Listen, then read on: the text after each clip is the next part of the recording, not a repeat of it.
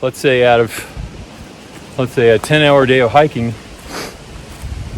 9.5 hours is grinding up and toe-crushing descents, and the other 20 or 30 minutes are the rewards, I guess.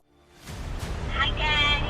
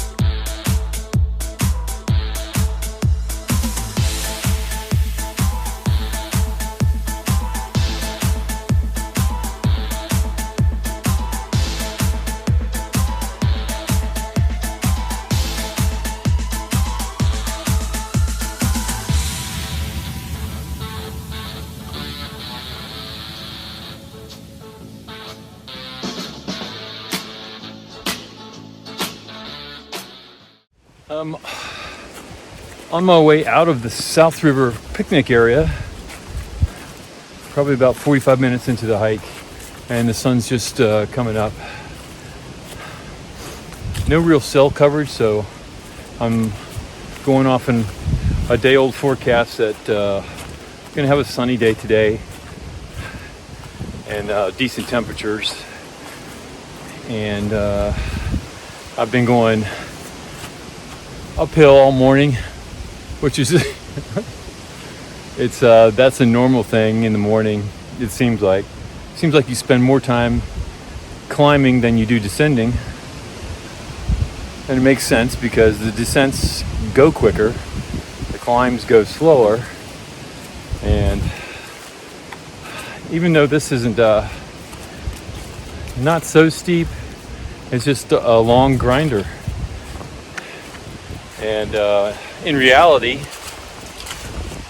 that's what most of this thru hike is. It's just a long grind. And a lot of that's not filmed. So let's say a 10-hour day of hiking, 9.5 hours is grinding up and toe-crushing descents, and the other 20 or 30 minutes are the rewards, I guess, the views, the pauses, sunsets, the sunrises. But most of it's hard, and it's just 1 foot in front of the other will get you there. But I left the campground. No park ranger encounters, and it wasn't really a campground. Like I said, it was a picnic area, not meant for camping or tenting, but it was relatively quiet, except for, I think based on a comment I got, the noises at night have been tree frogs and not bats. And there were 1 or 2 tree frogs that went on all night last night. And it's different when there's like an entire cacophony of tree frogs. It's like one constant buzz of tree frog noises. So they all blend together. And I go to sleep by it. But when there's 1 or 2 talking back and forth, your mind is like waiting for the next tree frog to say something. And it kind of kept me awake. Eventually there was only one, I think the other one finally went to sleep, whatever they do at night. And that single one kept going on until I noticed about 4 a.m. he climbed down the tree and went somewhere else. So, but there were no human noises, no camper parties. So it worked out. Had a picnic table right by my tent. And got out of there before the sunrise. So I'm slowly making my way to, it's about a 5.5 mile hike to a Shenandoah Park wayside, which also is supposed to have a kind of a camp store. Because I'm hiking out. Now this is kind of underrated, I guess, but hiking out with 1 day supply of food, which makes my pack lighter. It doesn't feel lighter right now because I'm going uphill. So that's a good feeling. The other thing is, a lot of times you don't get rain, but when you roll your tent up in the morning, it's got like a morning dew on it from, just the ground. So the bottom of the tent is usually wet. But this morning, my tent was completely dry on the bottom. And I'm grateful for that. That's kind of underrated. Rolling up a dry tent, you can get a nice tight roll on it. I don't have to clean my hands up afterwards, but it's rare. It is rare. Most of the time it's wet on the bottom. So I'm gonna put this up for now and finish this climb and get to the camp store or wayside, and maybe there's some coffee there. So onward.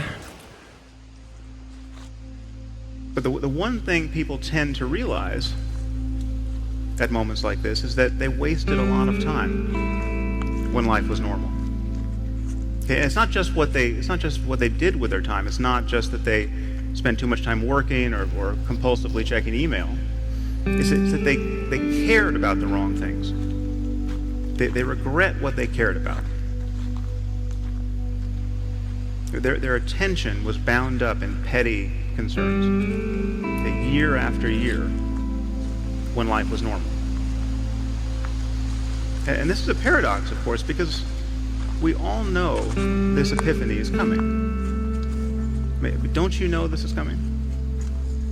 Don't you know that there's going to come a day when you'll be sick or someone close to you will die, and you'll look back on the kinds of things that captured your attention? Because even if you live to be 100, there's just not that many days in life. It is always now. However much you feel you may need to plan for the future, to anticipate it, to mitigate risks, the reality of your life is now. Our conscious awareness of the present moment is, in some relevant sense, already a memory. But as a matter of conscious experience, the reality of your life is always now. And I think this is a liberating truth about the nature of the human mind. In fact, I think there's probably nothing more important to understand about your mind than that, if you want to be happy in this world. The past is a memory. It's a thought arising in the present. The future is merely anticipated. It is another thought arising now. Okay, well, what we truly have is this moment and this. I just left the Big Motors campground area, had lunch at a picnic table, got a close-up view of about 4 deer, They were not shy at all and no fear of humans. They just walked right down the middle of the campground. So they probably used to getting some food in there, but there are a lot of campers. But anyway, my goal today was to possibly get to a place called the Skyland Resort, which is right on the trail, and get a room, stay the night. So I finally got a hold of them this morning a few hours ago, and they said, yeah, we have a room with 2 double beds. It's one of our premium rooms. And I was thinking, 2 double beds, premium room. I wonder what your standard room looks like. It's like 1 twin bed. But anyway, they go, it's a little expensive. It's at $300 a night. So that option's out. I wasn't going to get there until late afternoon, and hike out in the morning. So it definitely wasn't worth it. So about 9 miles from here is a mountain overlook, and about half a mile past that overlook, and this is past the Skyland Resort, so it's another couple of miles of hiking than I planned today. But about a half mile past that overlook, there's a mention on my Guthook app that there's some tent sites there. So that's my target. I got another 4.5 hours to go. So that'll put me there right around 6 p.m., I guess. And that'll give me 2 more days of hiking in the Shenandoahs and hike into Front Royal in 2 days. From now, actually get a shuttle from the trailhead into Front Royal. And then I'm not sure how long my stay is going to be there, because they're calling for a lot of rain for like 4 days after that. So I might be there for a while. But today's hike, the trail is half and half. Some of it's been smooth, but a lot of it's been rocky. I'm on a descent right now. So some of it's been fast, but other parts have been kind of tedious as far as trying not to step on the sharp rocks. So we're going to get onward down the trail. I'll see you down there. Onward.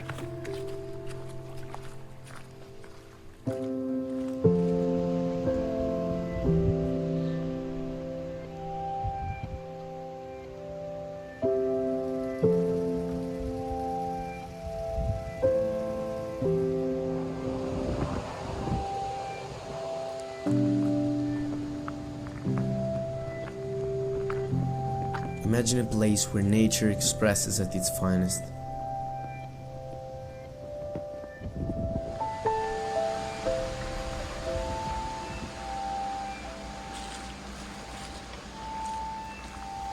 A place where your breath is everything you can hear.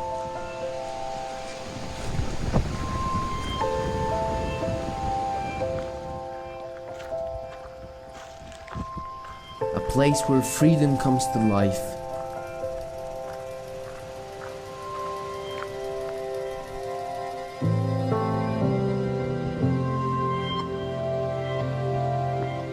A place where you can touch the sky with your bare hands.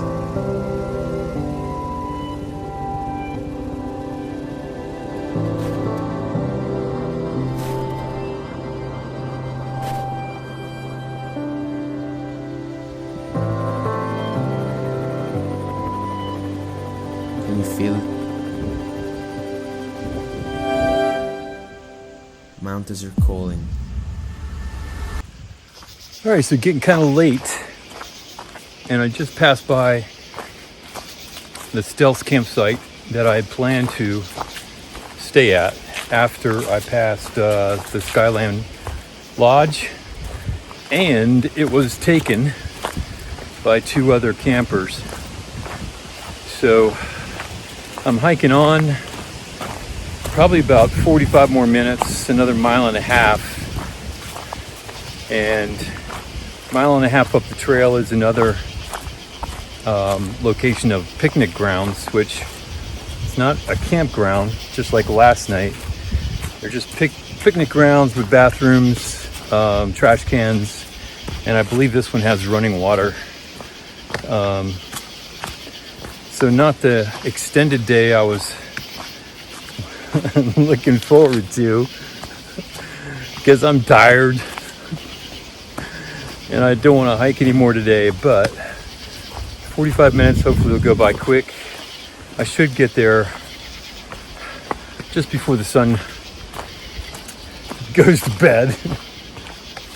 But anyway, I have a headlamp, and I had burger and fries back at Skyland, so I didn't stay as far as lodging, but I got a to-go order of burger and fries, and I sat at an outside table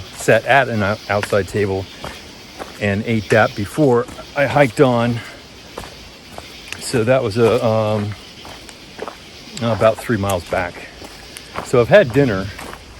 I was really hoping for a second dinner, but that's okay. I got a bunch of junk food too. So I probably won't be cooking tonight because it's late anyway. And I got some downhill and uphill into that picnic area. And by the time I get my tent set up and get comfortable, get everything situated, it should be dark, and I don't anticipate any, ranger visits. I don't think so, but I got to get in there and find a spot. So I can't really kick it into another hiking gear because I'm too tired for that. So yeah, the tree frogs are already talking, but onward, we'll get there one step at a time.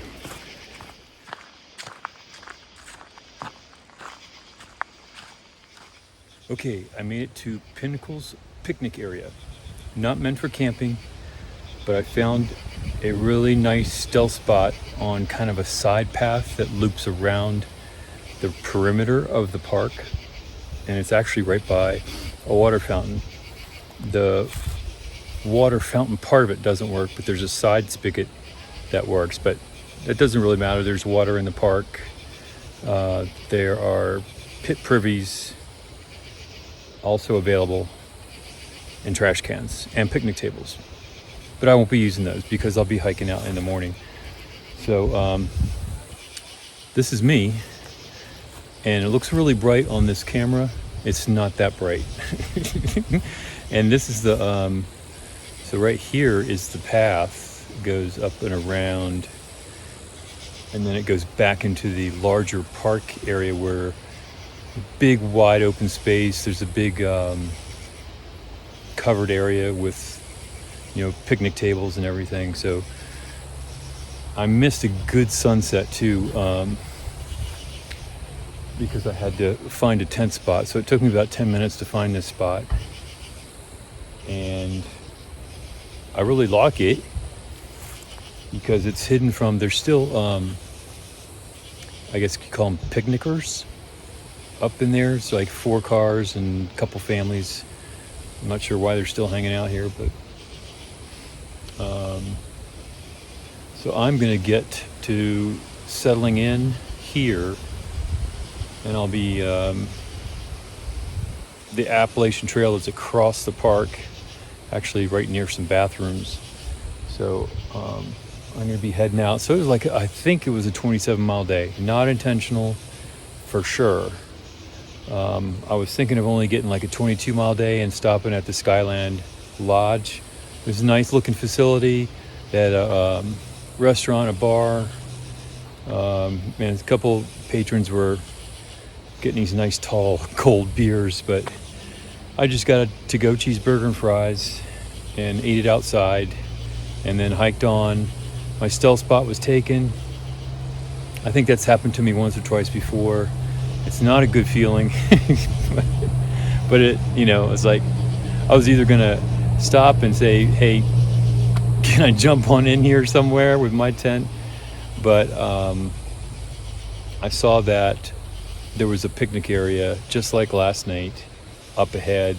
I think it was another 1.5 miles. So it's working out. Even if rangers run through here, they won't see this tent. Because the park is up there. So a lot of thoughts today. I'm getting close. I figure there are 5 hiking days left, but there are 4 rain days coming up. So I can get through the Shenandoahs before the rain hits and stay in Front Royal or Strasburg or something and wait till the rain goes through, and then 3 more hiking days after that from Front Royal to Harper's Ferry. So I can wait it out. That's all I got is time. I've been thinking about a lot of why I'm out here. And when I say that, the whys, I had those in place, the whys. But now it's more like, what can this become? And not just for me. It's not like it's all about personal achievement. If it was, I don't think I would have done this. It has to do with a legacy, and it's not a legacy of my accomplishments. Once I die, they really don't matter. And as far as how my legacy is going to go forward and make a difference, that's what this is about. And it's about who I become after I step off this trail, and what I've learned on the trail that I can pass on. So, the season of life that I'm in, a late season of life, I still have a chance of becoming who I want to be, and making sure that Muffin and Button and beyond see value in that, and either take it on themselves as part of them or pass it on. So I think I have an idea what that's about too. More on that later. It's way too dark to get too serious right now, so I'm gonna get cleaned up. I probably won't be cooking tonight. I'm not sure. I could eat anything though. I've got like an endless pit for a stomach. So, and that's dangerous once I get off the trail. But here we are. Muffin and Button. I love you. I'll see you soon. Acorn Army. Thanks for hanging in there. I love you too. See you next time.